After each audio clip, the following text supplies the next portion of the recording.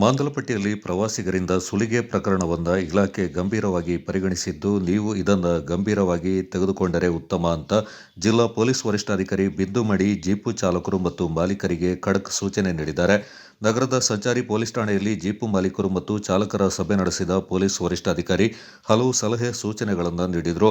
ಮಾಂದಲಪಟ್ಟಿಯಲ್ಲಿ ಸಮಸ್ಯೆ ಪರಿಹಾರ ಕಂಡುಕೊಳ್ಳುವ ನಿಟ್ಟಿನಲ್ಲಿ ಸದ್ಯದಲ್ಲಿಯೇ ಕೆಲವು ನಿಯಮಗಳನ್ನು ತರಲಾಗುತ್ತೆ ಎಂದು ತಿಳಿಸಿದರು.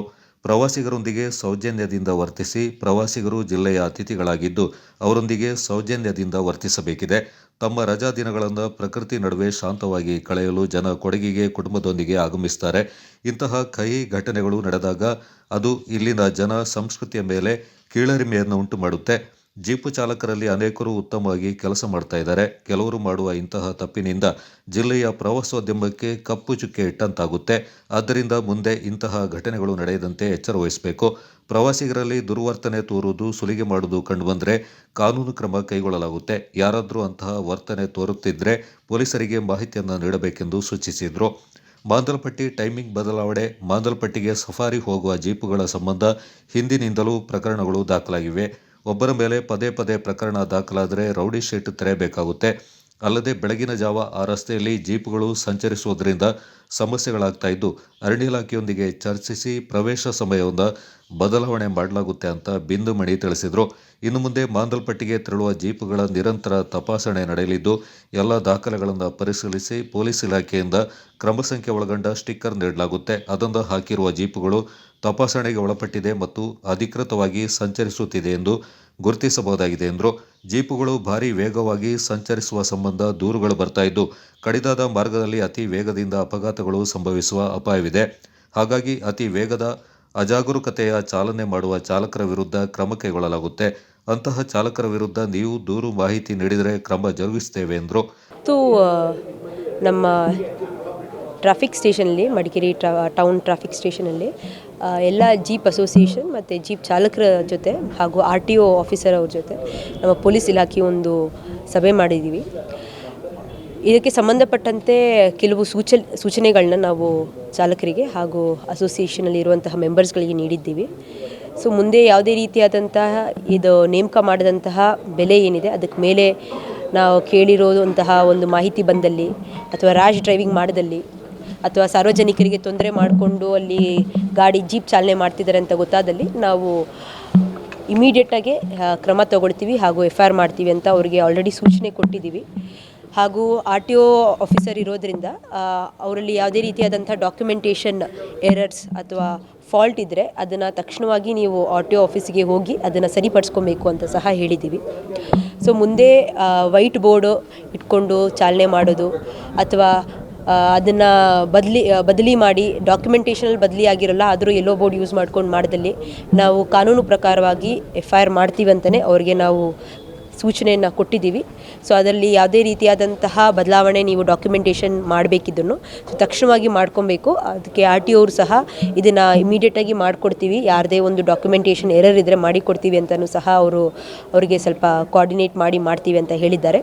ಸೊ ಇದೇ ಪ್ರಕಾರವಾಗಿ ಮುಂದಿನ ದಿನಗಳಲ್ಲಿ ಮಾಂದಲಪಟ್ಟಿ ಹತ್ರ, ವ್ಯೂ ಪಾಯಿಂಟ್ ಹತ್ರ ಯಾವುದೇ ರೀತಿಯಾದಂಥ ಈ ಸಮಸ್ಯೆ ಆದಾಗ ಪೊಲೀಸವರು ಇಮಿಡಿಯೇಟಾಗಿ ನಾವು ಕ್ರಮಗಳನ್ನ ತಗೊಳ್ತೀವಿ.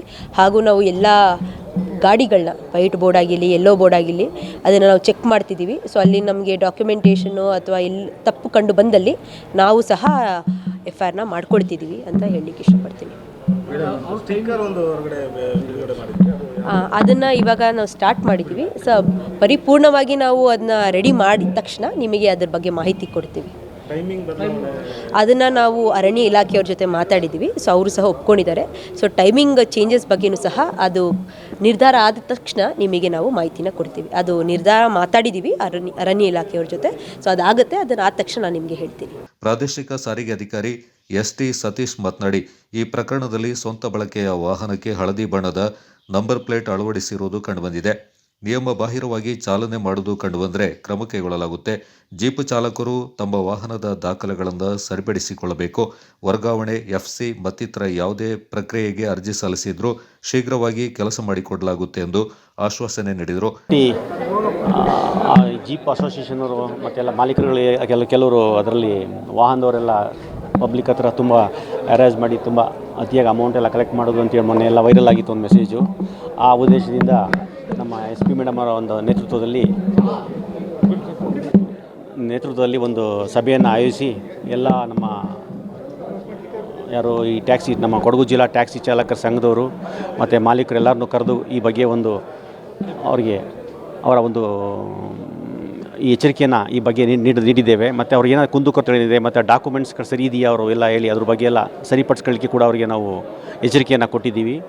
ಮತ್ತು ನಮ್ಮ RTO ಕಚೇರಿಯಿಂದ ಏನಾದರೂ ಅವರಿಗೆ ಏನೋ ತೊಂದರೆ ಆಗಿದ್ದರೆ ಯಾವುದೇ ಇದ್ದರೆ ನಾನು ನೇರವಾಗಿ ಭೇಟಿ ಮಾಡಿ ಅಂತ ಕೂಡ ಹೇಳಿದ್ದೀನಿ. ಮತ್ತು ಅದೆಲ್ಲ ಅವ್ರದ್ದು ಕೆಲವೊಂದು ಡಾಕ್ಯುಮೆಂಟ್ಸ್ಗಳೇನಾಗಿದೆ ಎಲ್ಲೋ ಬೋರ್ಡ್ ಗಾಡಿಗಳು ಎಲ್ಲ ಮಾಡಬೇಕಿತ್ತು. ಅಂದರೆ ಸಾರಿಗೆ ವಾಹನಗಳು ಮಾಡೋ ಬದಲು ಈ ವೈಟ್ ಬೋರ್ಡ್ ವಾಹನಗಳಲ್ಲೂ ಕೂಡ ಓಡಿಸ್ತಾ ಇದ್ರು ಒಂದು ಮಾಹಿತಿ ಇತ್ತು. ಅದನ್ನು ನಾವು ಮೊದಲೇ ಸುಮಾರು ಇದ್ರ ಬಗ್ಗೆ ಡ್ರೈವ್ ಮಾಡಿ ಸುಮಾರು ವಾಹನಗಳನ್ನ ಅದ್ರ ಬಗ್ಗೆ ಕನ್ವರ್ಟ್ ಮಾಡಿಸಿ ಮತ್ತು ಆ ವಾಹನದ ಕೇಸು ಕೂಡ ಬುಕ್ ಮಾಡಿ ನಾವು ಈಗ ಸರಿಪಡಿಸಿದ್ದೀವಿ. ಇನ್ನೂ ಕೆಲವು ವಾಹನಗಳು ಇವೆ ಅಂತ ನಮಗೆ ಮಾಹಿತಿ ಬಂದಿದೆ. ಅದ್ರ ಬಗ್ಗೆ ಕೂಡ ಎಚ್ಚರಿಕೆ ನೀಡಲಾಯಿತು. ಅದನ್ನು ನಮ್ಮ ಇಲಾಖೆಯಲ್ಲಿ ಏನೇ ತೊಂದರೆ ಇದ್ದರೂ ಕುಂದುಕೊರತೆ ಇದ್ದರೂ ಕೂಡ ನೇರವಾಗಿ ನನ್ನ ಭೇಟಿ ಮಾಡಿ ಮತ್ತು ನಾವು ಈ ಬಗ್ಗೆ ನಿಮ್ಮ ವಾಹನಗಳಲ್ಲಿ ಏನೇ ಡಾಕ್ಯುಮೆಂಟ್ಗಳು ಸರಿ ಇಲ್ಲ ಕೂಡ ಸರಿಪಡಿಸ್ಕೊಡ್ಲಿಕ್ಕೆ ನಾವು ಕ್ರಮ ವಹಿಸ್ತೀವಿ ಅಂತೇಳಿ ನಾವು ಅವರಿಗೆ ಈ ಆಶ್ವಾಸನೆ ಕೊಟ್ಟು ಮತ್ತು ಇದೇನಿದೆ ಮುಂದೆ ಈ ರೀತಿ ಯಾವುದೇ ದೂರುಗಳು ಬರದಾಗೆ ಮುಂದೆ ನೀವು ಎಚ್ಚರಿಕೆ ವಹಿಸಬೇಕು ಅಂತೇಳಿ ಈ ಒಂದು ಸಭೆಯನ್ನು ನಡೆಸಲಾಯಿತು. ಸರ್, ಅವ್ರ ಕಡೆಯಿಂದ ಏನೆಲ್ಲ ಬಂತು? ಅಲ್ಲ, ಅವರಲ್ಲಿ ಅದೇ ನಾವು ನಮ್ಗೆ ಗೊತ್ತಿಲ್ಲ, ನಮ್ಮ 2-3 ಗುಂಪುಗಳಿದೆ ಹಾಗೆ ಹೀಗೆ ಅಂತೆಲ್ಲ ಹೇಳ್ತಾ ಇದ್ದಾರೆ ಅವರು. ಅದಕ್ಕೆ ಮೇಡಮ್ ಅದ್ರ ಬಗ್ಗೆ ಎಚ್ಚರಿಕೆ ಕೊಟ್ಟಿದ್ದಾರೆ. ನಿನ್ನೆ ಒಂದು ವೈಟ್ ಬೋರ್ಡ್ ಗಾಡಿಗೆ ಯೆಲ್ಲೋ ಬೋರ್ಡ್ ಸ್ಟಿಕ್ಕರ್ ಹಾಕೊಂಡಿರೋದು ನಿನ್ನೆ ಆ ಪ್ರಕರಣ ಆದಮೇಲೆ ಗೊತ್ತಾಗಿದೆ. ಇಲ್ಲ ತುಂಬ ಗಾಡಿಗಳಿಲ್ಲ. ಅದನ್ನು ನಾನು ಕೂಡ ನಮ್ಮ ಇನ್ಸ್ಪೆಕ್ಟರ್ಗಳು ಕೂಡ ಎಚ್ಚರಿಕೆ ಕೊಟ್ಟಿದ್ದೀನಿ. ಆ ರೀತಿ ಇಲ್ಲ, ಜಾಸ್ತಿ ಇಲ್ಲ ಅಂದ್ಕೊಂಡಿದ್ದೀನಿ ನಾನು. ಯಾಕೆಂದರೆ ನಾವೆಲ್ಲ ಸುಮಾರು ಕೇಸ್ಗಳು ಬುಕ್ ಮಾಡಿದ್ದೀವಿ, ಪರಿಶೀಲನೆ ಮಾಡಿದ್ದೀವಿ ವಾಹನಗಳಿಗೆ. ಹಾಗಾಗಿ ಆ ಚಾನ್ಸಸ್ ಭಾಳ ಕಮ್ಮಿ ಇದೆ. ಎಲ್ಲೋ ಕೆಲವೊಂದು ಇಲ್ಲೊಂದು ಇರ್ಬೋದು, ಇಲ್ಲ ಅಂತ ಹೇಳ್ತಿಲ್ಲ. ಅದು ಕೂಡ ಇನ್ನು ಮುಂದಿನ ದಿನಗಳಲ್ಲಿ ಅದನ್ನು ಕೂಡ ಅದ್ರ ಬಗ್ಗೆ ಸೂಕ್ತ ಕ್ರಮ ಕೈಗೊಳ್ತೀವಿ ನಾವು. ಕೊಡಗಿನ SP ಮೇಡಮ್ಮು ನಮ್ಮನ್ನು ಒಂದು ಜೀಪ್ ಮಾಲೀಕರ ಚಾಲಕರ ಸಂಘದವ್ರನ್ನ ಮೀಟಿಂಗ್ ಕರೆದಿದ್ರು. ಮೊನ್ನೆ ಆದ ಬೆಲೆ ಏರಿಕೆ ತಗೊಂಡ 4,000 ತಗೊಂಡು ವೈರಲ್ ಆದ ವಿಚಾರಗಳು ಮತ್ತು ಮಾಂದಲ್ಪಟ್ಟಿಯಲ್ಲಿ ಟೈಮ್ ಫಿಕ್ಸ್ ಮಾಡಬೇಕು, ಆ ವಿಚಾರಗಳು, ಸ್ಪೀಡ್ ಕಮ್ಮಿ ಮಾಡಬೇಕು, ಈ ವಿಚಾರಗಳಲ್ಲಿ ಹೇಳಿ ಅವರು ನಮಗೊಂದು ಮಾಹಿತಿಯನ್ನು ಕೊಟ್ಟರು. ಆ ಮಾಹಿತಿ ಪ್ರಕಾರ ಮಡಿಕೇರಿ ಮಾಲೀಕರು ಚಾಲಕರ ಅಧ್ಯಕ್ಷನಾಗಿ ನಾನು ಸುಮಾರು 25 ವರ್ಷದಿಂದ ಕೆಲಸ ಮಾಡ್ತಾಯಿದ್ದೇನೆ. ನಾನು ಮೇಡಮ್ ಜೊತೆ ನಾವು ರಿಕ್ವೆಸ್ಟ್ ಮಾಡೋದು ಜೀಪ್ ಮಾಲೀಕರ ಚಾಲಕರ ಸಂಘದಿಂದ ಏನು ಅಂತೇಳಿದರೆ, ನಾವು ಸ್ಪೀಡನ್ನು ಕಮ್ಮಿ ಮಾಡ್ಸೋಕ್ಕೆ ನಾವು ವ್ಯವಸ್ಥೆ ಮಾಡ್ತೇವೆ. ಬೆಳಿಗ್ಗೆಯಿಂದ ಕ್ಯೂನ ಫಾಲೋ ಮಾಡಲಿಕ್ಕೆ ವ್ಯವಸ್ಥೆ ಮಾಡ್ತೇವೆ. ಆ ರೀತಿಯಲ್ಲಿ ನಾವು ಹೋಗ್ತೇವೆ. ಮತ್ತು ಇನ್ನೊಂದು ಟೈಮಿಂಗ್ಸ್ ದಯವಿಟ್ಟು ಚೇಂಜ್ ಮಾಡಿದರೆ ಏನಂತ ಹೇಳಿದರೆ, ಪ್ರವಾಸಿಗರು ಮಡಿಕೇರಿಗೆ ಬರೋದೇ ಒಂದಿನದಲ್ಲಿ ಮಡಿಕೇರಿ ಎಲ್ಲ ನೋಡಿ ಹೋಗಲಿಕ್ಕೆ ಸಾಧ್ಯವಾಗೋದಿಲ್ಲ ಟೈಮಿಂಗ್ಸ್ ಚೇಂಜ್ ಮಾಡಿದರೆ. ಅದಕ್ಕೆ ಟೈಮಿಂಗ್ಸ್ ಯಥಾಸ್ಥಿತಿ ಅದೇ ಇರಲಿ ಅಂತೇಳಿ ನಾವು ಮೇಡಮ್ ಹತ್ರ ರಿಕ್ವೆಸ್ಟ್ ಮಾಡಿದ್ದೇವೆ.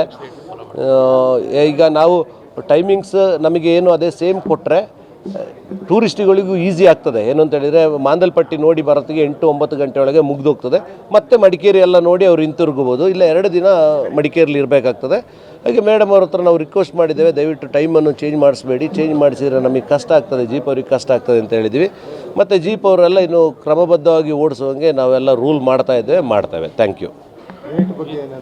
ರೇಟ್ 2,500. ನಮ್ಮ ಸಾಧಾರಣ 2,500 ನಾವು ತಗೊಳ್ಬೇಕು ಅಂತ ಹೇಳ್ತಾ ಇದ್ದೀವಿ. ನಾವು ಬೋರ್ಡ್ ಹಾಕಿದ್ದೇವೆ, ಇನ್ನು ಎಲ್ಲ ಜಾಗದಲ್ಲಿ ನಾವು ಬೋರ್ಡ್ ಹಾಕ್ತೇವೆ. 2,500 ಜೀಪ್ ಅವರು ಮಾಂದಲ್ಪಟ್ಟಿಗೆ ಬಾಡಿಗೆ ತಗೊಳ್ಬೇಕು. 1 ಗಂಟೆ ಅವರಿಗೆ ಅಲ್ಲಿ ನೋಡಲಿಕ್ಕೆ ಅವಕಾಶ ಕೊಡಬೇಕು. ಇಲ್ಲಿವರೆಗೆ 45 ನಿಮಿಷ ಇತ್ತು. ಈಗ 1 ಗಂಟೆ ನಾವು ಅದು ಅವಕಾಶ ಮಾಂದಲ್ಪಟ್ಟಿಯಲ್ಲಿ ನೋಡಲಿಕ್ಕೆ ಕೊಡಬೇಕು ಅಂತೇಳಿ ನಾವು ಈಗ ನಮ್ಮ ಜೀಪ್ ಅವ್ರಿಗೂ ನಾವು ಆರ್ಡರ್ ಮಾಡ್ತಾ ಇದ್ದೇವೆ. DSP ಸೂರಜ್ ಮೇದಪ್ಪ, ಜೀಪು ಚಾಲಕ ಮಾಲೀಕರ ಸಂಘದ ಅಧ್ಯಕ್ಷ PT ಉನ್ನಿಕೃಷ್ಣ, ತೆಕ್ಕಡ ಕಾಶಿ ಕಾವೇರಪ್ಪ, ಪ್ರೀತಂ ರೈ ಮತ್ತಿತರರು ಈ ಸಂದರ್ಭ ಪಾಲ್ಗೊಂಡಿದ್ದರು.